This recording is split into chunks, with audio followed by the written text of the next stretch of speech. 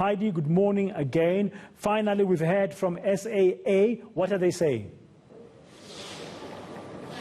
So, Bradan, in a statement released by SAA just a short while ago, they are basically just explaining how many flights have been cancelled. We understand in total it is 12 flights that have been cancelled. And from the statements, it appears as though most of those flights will be cancelled until the 24th of January, which is Friday.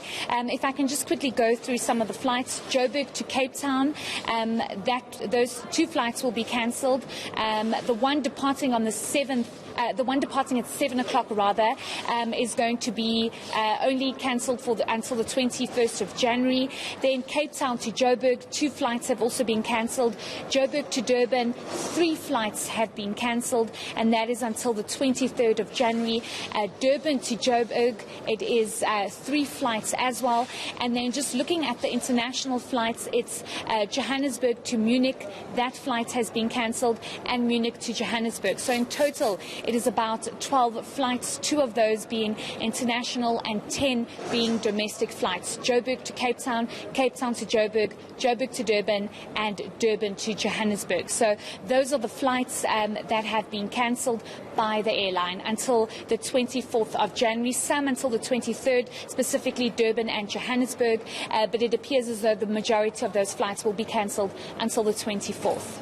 So I've seen the statement as well. The heading is talking about consolidation, and is SAA is saying that where there's low demand, they will continue to review and cancel flights. Yes, so just at the bottom of the statement, Bradan, they're basically explaining the reason as to why they are cancelling these flights. And they are basically saying where there is low demand, they have taken the decision to rather cancel those routes. The big question is, though, why are you only cancelling the routes for a couple of days if there is low demand?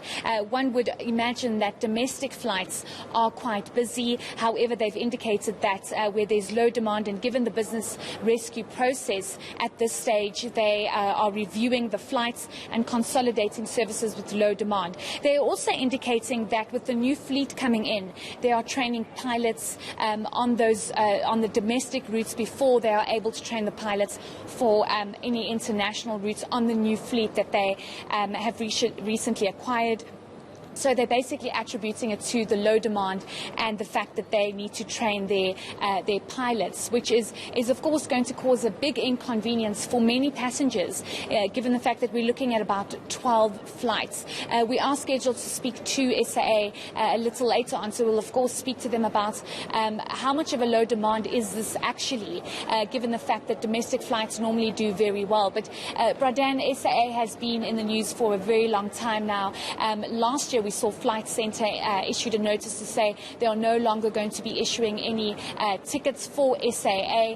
They have liquidity issues. The strike impacted this airline immensely. So they've obviously are now buckling under, and they are realizing that they have to possibly cancel flights. It's 12 flights we're looking at. It's a very large number. Yeah, in the same statement that they've just issued, it's interesting, Heidi, that they are talking about this cancellations, linking that to the business rescue process, as you've said, and they claim that it's a responsible strategy, I'm reading here now, to conserve cash.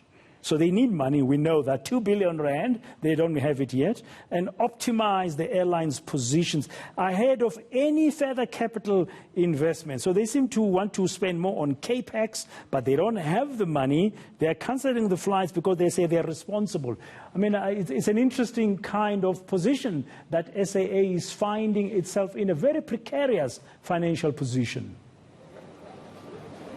Most definitely, and given the fact that they are saying that there is low demand and they would rather save some cash by opting to cancel those flights, it also speaks about how this is going to really inconvenience passengers. They have suffered, some reputational damage after last year when some of the planes were grounded for safety concerns, and then at a later stage it was because of the strike, and many passengers have just been been left deserted and been left to basically find alternative arrangements, even though they are reaccommodated. When we spoke to some of the passengers last year, they were saying there was no proper communication. So as much as they are trying to save some cash, it is causing, it's putting a shadow over the airline to say maybe we shouldn't book because we are worried about what the future looks like for this airline, and will they be cancelling any more flights?